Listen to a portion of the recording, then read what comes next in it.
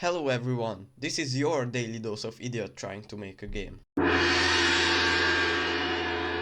In the previous video, I promised that I would add some elemental stuff if it got 100 likes, and it did, so here we go. But before we get into it, I wanted to remix some stuff. The first thing is the dash. For this I added a linear velocity instead of just increasing the move speed, which is a lot better, and reworked the effects.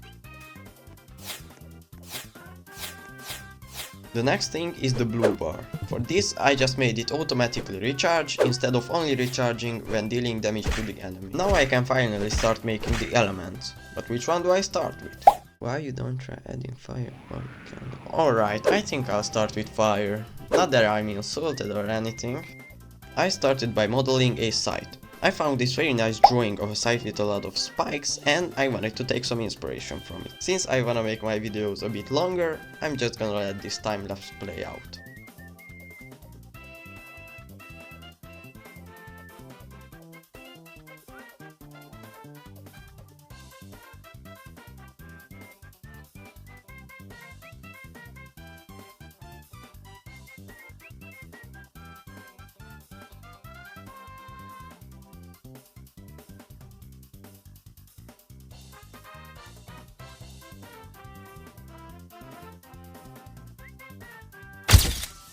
After that, I imported it to Roblox Studio and attached it to the character. And it was looking good, except no one really stands like this while holding a scythe, or even a spiky thing. So I went back to add an idle animation to the spiky thing and also this attack effect. And I know this looks pretty bad, but I'm too lazy to make it actually look good. Now back to the scythe. Firstly, I made the idle and running animation, which took a while because apparently I forgot how to make a walk cycle. After that, I made the hitbox using my one and only Raycast hitbox module, and with some animations and sounds it was looking great. Except it seems to be missing something. That's right, the cool slash effect. So to start I modeled this, slash, and scripted it, which wasn't that hard but still took me a lot of time because every time I wanted to make a little change I had to stop the game, make the change and restart the game, which doesn't sound that bad, but keep in mind I had to do this like 20 times. But at the end I was satisfied with the result. For the hit effect, firstly I made this slashing image and made it stretch, and it was looking good, although it was a little boring, so I also made these black circles that pop out. And here's the final result.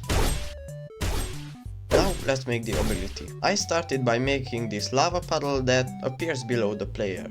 Now guess how long it took me. A. 5 minutes, B.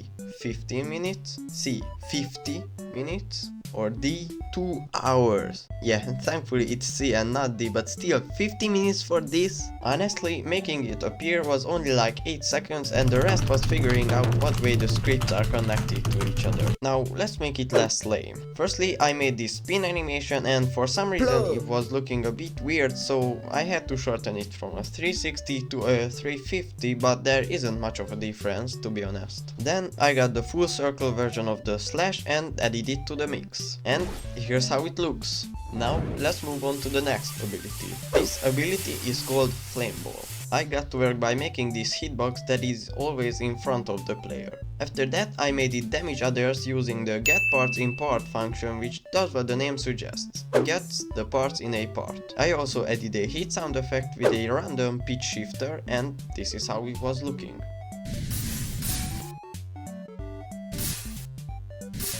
Okay, it's actually not looking that great. I mean, I guess you could actually call this a lame ball.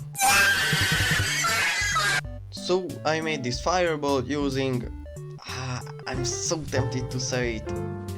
And here's the final result. I'm pretty happy with it, so it's not a lame ball anymore. And the last ability is called Flame Petals. For this I started by turning the player into a Minecraft villager and spawning this spinny thing under them. The idea is that the player will spawn small flame balls that will go to the nearest enemy. I decided on spawning them every second, so I made this little code that does that. After that, I made the hitboxes spawn around the player randomly. And that's the easy part done. Now let's get into the hard part. I started by getting the nearest player to each ball, which I did by looping through all the hitboxes made by the player, and inside of that loop, looping through all the objects in the workspace. Just kidding, you really thought I was gonna explain all that? But anyways, here it is in action. After that, I made the VFX, which is just the VFX for the previous ability but scaled down.